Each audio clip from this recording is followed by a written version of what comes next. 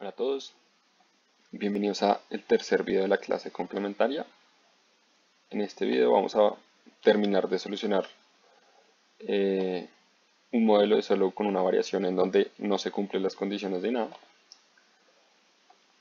Y vamos a empezar este video con la solución del estado estacionario. En los videos pasados ya vimos cómo era el ingreso por trabajador, ya sacamos la evolución del capital por trabajador y ahora vamos a ver qué pasa con el capital por trabajador en el estado estacionario. Lo vamos a ver por casos. En nuestro primer caso vamos a tener que los parámetros S phi A van a ser menores a delta más n. ¿Listo? Y recuerden que en el estado estacionario lo que nosotros sabemos es que las variables en términos per cápita dejan de crecer. ¿Listo? Es decir, que el crecimiento, como lo estamos viendo acá, es cero. ¿Listo? Entonces voy a reemplazar el crecimiento del capital por trabajador que sacamos en el video anterior y lo voy a igualar a cero. Entonces aquí empieza una álgebra que se ve muy enredada porque hay muchos parámetros, pero en realidad es muy sencilla. Lo primero que hacemos es que pasamos a sumar el delta más n y luego pasamos a restar el S phi por A que tenemos acá y pasamos a dividir todo lo que acompañaba el capital, que era SA por 1 menos phi. ¿Listo?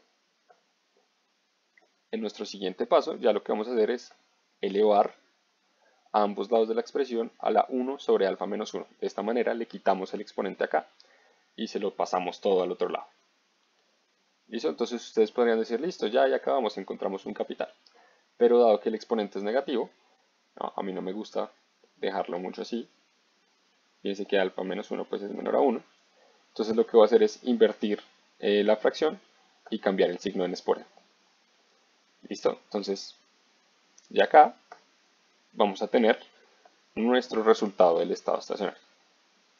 Pero listo, entonces, ojo, ustedes acá ya despejaron K y ustedes siempre tienen que preguntarse si esto verdaderamente es un estado estacionario. Entonces, para eso, ustedes revisan que todos los parámetros de los cuales depende el capital sean constantes y no cambien en el tiempo. Entonces, en este caso, fíjense que tenemos una tasa de ahorro constante, la tecnología no crece en este caso, también es constante, el parámetro phi de ponderación de la economía es constante, delta y n son constantes, entonces, y alfa también lo es. Entonces, che, sí es un estado estacionario.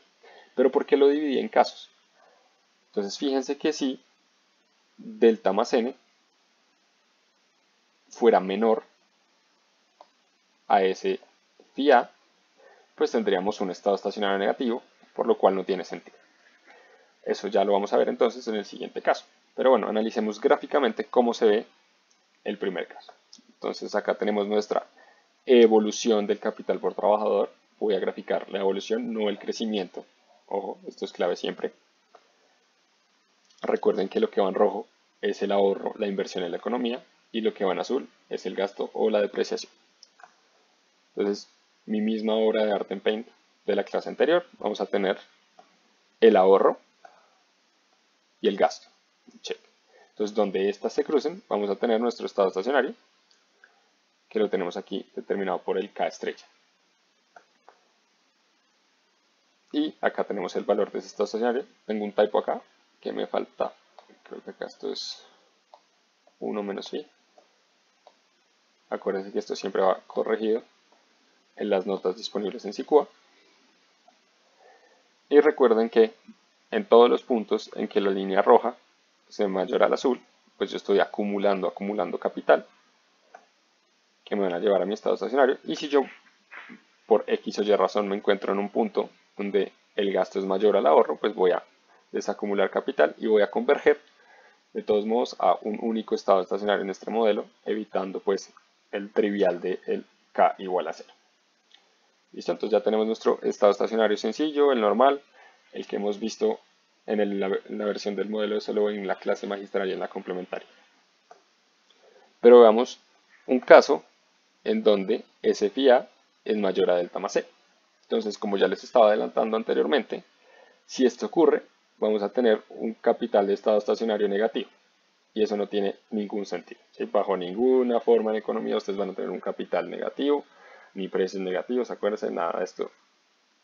Entonces, esto lo que nos indica es que el crecimiento del capital por trabajador debe ser distinto de cero. En particular, este crecimiento debe ser mayor a cero. ¿Listo? Entonces, para eso tenemos que devolvernos, echar un paso para atrás y analizar bien cómo es la dinámica de acumulación del capital. Entonces, fíjense que acá hay algo interesante, es que solo tenemos un pedazo de toda esta ecuación que depende del capital. Entonces, para ver qué pasa, vamos a sacar límites. Los límites nos van a permitir saber qué pasa a medida que yo acumulo y acumulo y acumulo capital. ¿Listo? Entonces vamos a sacar el límite del crecimiento del capital por trabajador cuando este tiende a infinito. Entonces, ¿qué pasa? Fíjense que este término de acá es constante, no depende de K, lo dejo quieto, y este término delta más n tampoco. Entonces, por ahora, pues me tengo que preocupar es qué pasa con esta expresión que estoy acá subrayando cuando el capital tiende a infinito. Evidentemente, como el exponente alfa menos 1 es negativo, entonces a medida que yo acumulo y acumulo y acumulo capital, entonces esto va a tender a cero. ¿Listo? Y el resto, como es constante, pues no pasa nada. ¿Esto qué indica? Que el crecimiento del capital por trabajador va a tender a esta expresión SFI por A menos delta más N. Y como esto es la condición que estamos poniendo, que esto, la primera parte es mayor que la segunda, esto va a ser positivo. Es decir, vamos a tener un crecimiento constante y positivo en la economía. Fíjense que esto no lo habíamos visto bajo el modelo de suelo clásico o el modelo de suelo tradicional. Y esto es precisamente porque violamos esas condiciones de nada. Porque en el largo plazo, dado que la productividad marginal del capital no tiende a cero, sino que es positiva, entonces yo voy a tener incentivos a acumular y acumular y acumular capital indefinidamente. ¿Qué es lo bonito de este ejercicio? Es que no tenemos un crecimiento explosivo, sino un crecimiento constante. Entonces yo qué sé, que si yo ahorro más, mi crecimiento va a ser más alto. Y lo mismo que si yo tengo una mayor tecnología. ¿Qué otra parte es como importante de este resultado? Y es que si la participación en la economía del sector automatizado aumenta, también voy a tener un crecimiento más alto. ¿Listo? Ese resultado es importante y vamos a ver qué tiene implicaciones, digamos, si uno lo analiza bajo la coyuntura actual. Entonces veamos esto un poco gráficamente. Entonces fíjense que acá tenemos nuestro gasto, nuestro ahorro, pero que a diferencia de lo que nosotros graficábamos anteriormente, el gasto nunca se va a cruzar con el ahorro. Digamos acá, lo puedo estar exagerando un poco las diferencias, sino que vamos a tener que hay una separación constante entre estas dos curvas. Y lo que esto me indica en últimas es que voy a poder acumular capital indefinidamente. Es decir, tengo crecimiento en esta economía que no era una predicción del modelo de Solow estándar. ¿Listo? Como les había dicho anteriormente, no es un estado estacionario, pero es una tasa de crecimiento constante. No es explosiva y me permite hacer, digamos, un poco de análisis de estática comparativa que ya hicimos brevemente en la diapositiva anterior. Es decir, ahorro y tecnología tienen un efecto positivo, al igual que la participación del sector totalmente automatizado en la economía. De igual forma, si ustedes ven, si aumenta la depreciación, si aumenta el crecimiento de la población, pues mi tasa de crecimiento va a ser más pequeña. Por último, ¿qué implicaciones tiene todo esto que estamos viendo? Entonces, por un lado, el sector automatizado no tiene rendimientos marginales decrecientes. Eso lo podemos ver de la función de producción. Entonces, si aumenta la tecnología, tenemos más incentivos a destinar más y más capital a este sector, digamos, abandonando un poco el sector menos productivo, que es en el que todavía utilizamos trabajo. Entonces, aquí les dejo como una pregunta de reflexiones, como qué implicaciones podría llegar a tener esto sobre el desempleo en una coyuntura como la actual. Y lo digo en una coyuntura como la actual es porque, dado la llegada del coronavirus, de la pandemia, ha habido un aumento no solo en el teletrabajo y esto, sino ya en la automatización de muchos procesos que pueden ser, no sé, se han visto los Rapibots, por ejemplo, ya por ese lado, o incluso en fábricas, ya estamos viendo que el trabajo está reemplazando, el trabajo de las máquinas realmente reemplaza el trabajo humano. Entonces es una reflexión interesante que se puede analizar bajo la perspectiva de un modelo como el de Solo.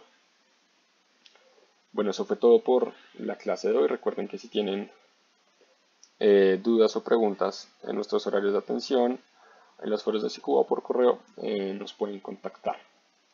Sin nada, nos vemos este viernes por la tarde y supongo que van a tener dudas del taller, entonces ahí voy a estar y Diana también para ayudarlos. Nos vemos.